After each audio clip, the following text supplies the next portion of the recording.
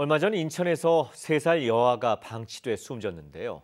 사전에 아동보호기관과 지자체가 학대를 의심했었지만 결국 피해를 막지 못했던 사실이 드러났었죠. 정부가 앞으로는 이 같은 아동학대를 조기에 찾아내기 위해서 6살 미만 영유아에 대한 가정방문을 확대하고 특히 위기아동은 대면 확인을 원칙으로 하겠다고 밝혔습니다. 민정희 기자의 보도입니다. 지난달 인천 남동구의 한 다세대 주택에서 3살 여자아이가 숨진 채 발견됐습니다.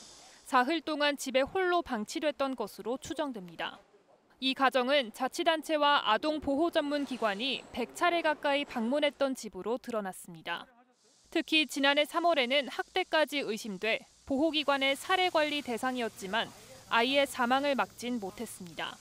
정부는 대응 체계를 보완하겠다고 밝혔습니다. 지난 대책은 사건 발생 뒤 조사와 대응 중심이었지만 앞으로는 학대를 예방하는 데 집중하겠다고 했습니다.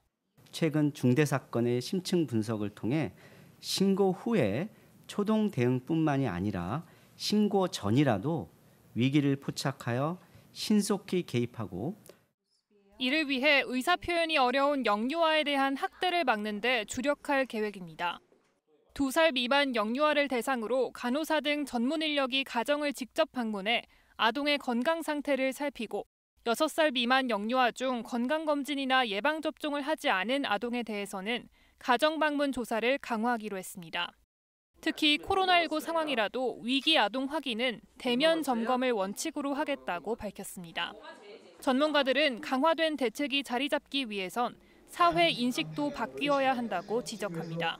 이제 해마다 이 위탁 가정보호를 하는 이제 가정의 수요가 좀 늘어나야 될 텐데 우리가 아동 학대에 대한 어떤 사회적 관심사가 늘어난 것에 비해서 사회 구성원들이 조금 호응도가 떨어지는 부분이다. 좀 아쉬운 부분이다. 정부는 학대 피해 아동 중 심리치료 대상자를 내년 4,800명으로 2배 이상 확대할 계획입니다. KBS 뉴스 민정희입니다.